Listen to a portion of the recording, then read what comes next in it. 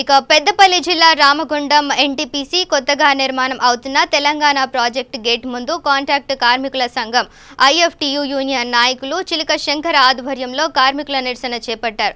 నాయకులు శంకర్ మీడియాతో మాట్లాడుతూ రామగుండం పారిశ్రామిక ప్రాంతాల్లో కొత్తగా కంపెనీ వస్తే మాకు ఉపాధి దొరుకుతుందని ఇక్కడ యువత ఎదురు చూసిందని, కానీ నేడు దానికి భిన్నంగా ఆశలు నిరాశ చేశారని, స్థానికులకు ఉపాధి అవకాశాలు కల్పించకుండా ఇతర రాష్ట్రాల నుండి కార్మికులకు తీసుకువచ్చి పనిలో పెట్టుకుంటున్నారని, ఇప్పటికైనా స్థానికులకు ఉపాధి అవకాశాలు కల్పించాలని, ప్లాట్లపై పనిచేస్తున్న కాంట్రాక్ట్ కార్మికులు అందరికీ ఈఎస్ఐపీఎఫ్ సౌకర్యం కల్పించాలని, ఇప్పటికైనా కాంట్రాక్ట్ ఇతర రాష్ట్రాల నుండి కార్మికులను తీసుకువచ్చే పద్ధతి మార్చుకోవాలని, లేనట్లయితే ఐఎఫ్టీయూ యూనియన్ ఆధ్వర్యంలో పోరాటాలు చేయక తప్పదని హెచ్చరించారు. నాడు మన తెలంగాణ రాష్ట్రంలో తెలంగాణ ప్రాజెక్టు నిర్మించడానికి పూనుకున్నప్పుడు ఈ రామగుండం పారిశ్రామిక ప్రాంతంలో ఉన్నటువంటి అన్ని రకాల ప్రజలు ఆశపడ్డరు. ఇక్కడ మాకు కంపెనీ పడ్డట్టయితే మాకు లోకల్గా ఉన్నటువంటి యువతకు ఇక్కడ ఉన్నటువంటి వాళ్ళందరికీ కూడా పనులు దొరికి మేము మంచిగా బ్రతకాలనేటువంటి దానికోసం ఇవాళ ఇక్కడ ఉన్నటువంటి ఈ రామగుండం పారిశ్రామిక ఉన్నటువంటి అన్ని రకాల ప్రజలు ఆశపడ్డారు. దానికి భిన్నంగా ఇవాళ తెలంగాణ ప్రాజెక్టులో జరుగుతూ ఉంది. ఇలా లోకల్గా ఉన్నటువంటి యువతనే పనిలోకి తీసుకోకుండా ఇలా ఇతర రాష్ట్రాల నుంచి తీసుకొచ్చి వాళ్ళందరితోటి శ్రమ దోపిడీ చేసుకుంటూ ఇలా కాంట్రాక్టర్లు వాళ్ళు జేబులు నింపుకుంటున్నటువంటి పరిస్థితి ఇలా ఈ తెలంగాణ కంపెనీలో ఉంది.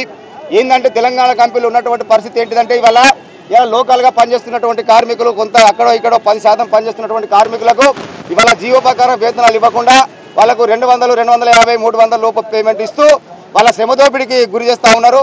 ఇలా దేశంలోనే కాకుండా ప్రపంచంలో ఎక్కడ లేని విధంగా వాళ్ళ పని గంటలు అనేటువంటి ఏవైతే ఉన్నాయో 8 గంటలు పనిచేస్తే ఇవాళ కేంద్ర ప్రభుత్వం రాష్ట్ర ప్రభుత్వాలు జీవోలు విడుదల చేస్తే ఇవాళ దాన్ని తుంగలో దొక్కి ఇవాళ ఎన్టీపీసీలో ఉన్నటువంటి తెలంగాణలో ఉన్నటువంటి కాంట్రాక్టర్లందరూ కూడా ఇవాళ ఒక్కొక్క కార్మికుడు 12 గంటల పని దినాన్ని అమలు చేస్తూ ఉన్నారు. ఉదయం 8:30 వస్తే సాయంకాలం 8:30 వరకు ఇవాళ ఎన్టీపీసీలో పనిచేసే అటువంటి పరిస్థితి ఇవాళ ఎన్టీపీసీలో కొనసాగుతూ ఉంది. చేసినంత మాత్రం దానికి ఫలితం కూడా లేదు. ఇవాళ అంత పని చేసిన 12 గంటలు పని చేసినా కూడా వాళ్ళకు 250 నుంచి 300 రూపాయలు మాత్రం ఇస్తూ ఉన్నారు. ఇదేందని అడిగినట్టయితే వాళ్ళను గేట్ పాస్ రాపి వాళ్ళని బయటకు పంపించేటువంటి పరిస్థితి ఇవాళ ఎన్టీపీసీలో కొనసాగుతూ ఉంది. ఈ పరిస్థితులన్నీ కూడా ఇవాళ ఇక్కడ ఉన్నటువంటి పాలక వర్గాలు కానీ ఇక్కడ ఉన్నటువంటి అన్ని రకాల మన ఆఫీసర్స్ కూడా దాన్ని చూడనట్టు చూస్తూ ఉన్నారు. ఇవాళ ఇంత పెద్ద కంపెనీలో పనిచేస్తున్నటువంటి కార్మికులకు ఇవాళ దేశంలోనే ఒక నవరత్న కంపెనీ అయినటువంటి ఎన్టీపీసీలో ఉన్నటువంటి అధికారులు కూడా పనిచేసేటువంటి కార్మికులకు సక్రమంగా జీతాలు వస్తున్నాయా లేవా, వాళ్ళ పరిస్థితి ఏంటన్నటువంటి విషయాన్ని కూడా వాళ్ళు అధ్యయనం చేయడం లేదన్నటువంటి విషయాన్ని మేము తెలియజేస్తా ఉన్నాం. అంతేకాకుండా ఇక్కడ సేఫ్టీకి సంబంధించినటువంటిది కూడా అనేక రకమైనటువంటి ఇబ్బందులు ఉన్నాయి. వాళ్ళకి అక్కడ లోపల పని చేసినప్పటికీ కూడా లోపల పని చేసేటువంటి ప్రదేశంలో వాళ్ళ కాలుకు కానీ చేయలకు కానీ పైనుంచి కింద పడ్డా కూడా వాళ్ళందరికీ ఒక ఆంబులెన్స్ లేదు. అక్కడ ఉన్నటువంటి కార్మికులందరికీ కూడా వాళ్ళకు ట్రీట్మెంట్ సక్రమంగా ఇవ్వట్లేదు.